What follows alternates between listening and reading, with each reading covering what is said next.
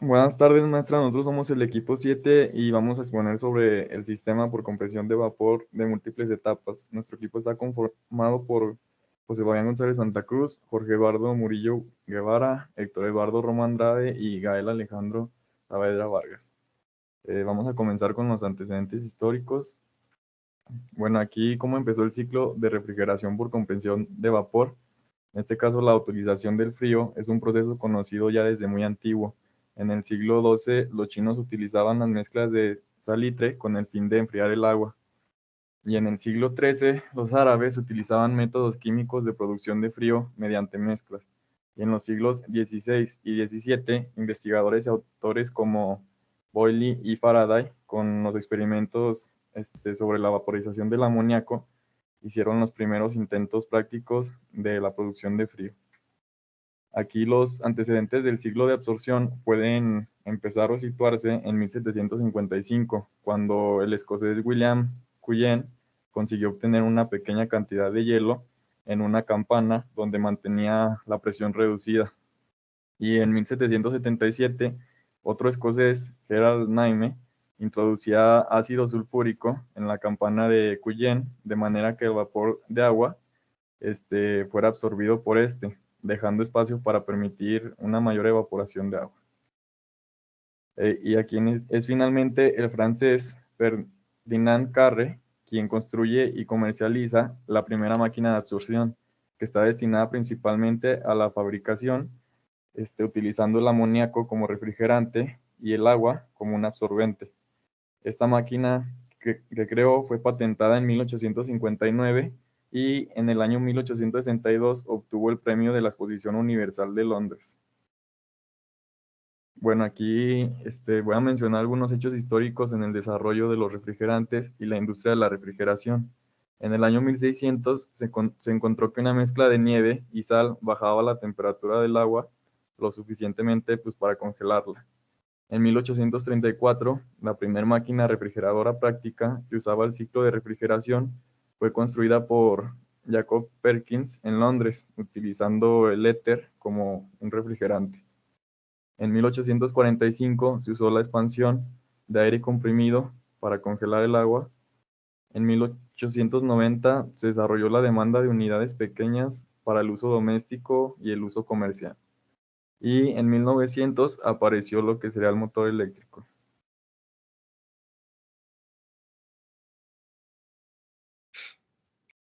Buen día, mi nombre es Jorge y yo voy a hablar de la explicación general del funcionamiento del sistema. Hay compresores de pistón-pistón que utilizan un cilindro para forzar el aire dentro de una cámara. Los diseños más simples del compresor cuentan con una sola disposición de cilindro-cámara. Aunque es sencillo, esta configuración es limitada en su eficiencia. Es ahí donde entran los compresores de varias etapas. Estas máquinas trabajan más eficientemente y pueden manejar más herramientas a la vez. Los compresores de varias etapas presentan una serie de cilindros, cada uno de un diámetro diferente. Entre cada etapa de compresión, el aire pasa a través de un intercambiador de calor, donde se enfría. Enfriar el aire reduce la cantidad de trabajo necesaria para comprimirlo aún más.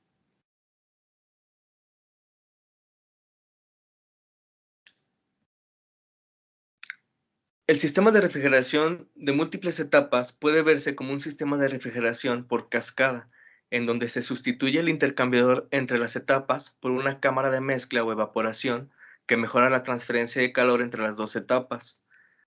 Para esto es obligatorio usar el mismo refrigerante en ambas etapas. El diagrama lo podemos ver en la imagen de arriba. La fracción de vapor que se forma en la cámara de evaporación instantánea es la calidad X del fluido en el estado 6 del diagrama de máquinas, y en la fracción de flujo que pasa por la cámara de mezcla proveniente de la cámara de evaporación instantánea, la fracción del líquido formado es 1 menos X, que corresponde a la fracción del flujo total que pasa por el evaporador. Se puede ver en el diagrama, es un diagrama de máquinas.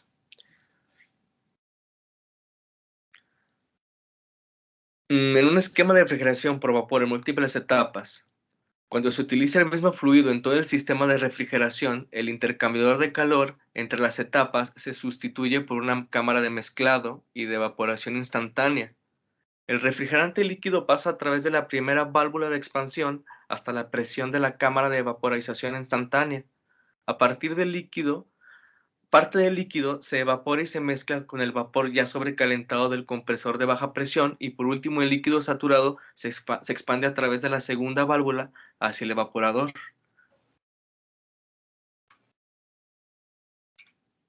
Elementos o partes que utiliza el sistema en su funcionamiento y cómo se diferencia del sistema por compresión de vapor simple. Un sistema por compresión de vapor se compone principalmente por 4 componentes. El primero es un evaporador que absorbe la energía térmica a baja temperatura, cambiando la fase del refrigerante de líquido a vapor. Este vapor ingresa como vapor saturado al compresor, cual es otro componente, y se comprime a la presión del condensador, reduciendo así su volumen y elevando su temperatura para que sea mayor que la de los alrededores y así poder disipar la energía térmica. Después pasa a un condensador, que es un cambiador de energía latente que convierte el vapor en estado líquido. Y por medio de una válvula de expansión se obtiene un fluido de poca calidad a una baja temperatura.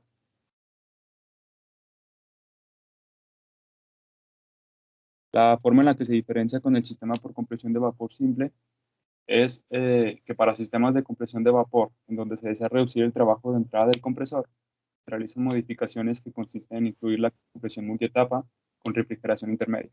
Para esto se le agregan a los anteriores 4 componentes otra válvula de expansión, una cámara de vaporización instantánea y cámaras de mezclado. Este sistema funciona de la siguiente manera.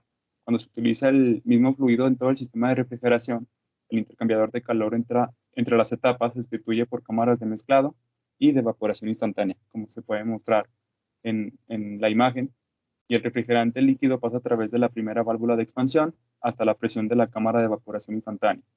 Parte de este líquido se evapora y se mezcla con el vapor sobrecalentado del compresor de baja presión. El líquido saturado se expande a través de la segunda válvula de expansión hacia el evaporador. De esta manera, el intercambiador de calor, que funciona como refrigerador intermedio, y se convierte en un intercambiador regenerativo, ya que el calor se transfiere de forma interna en el sistema.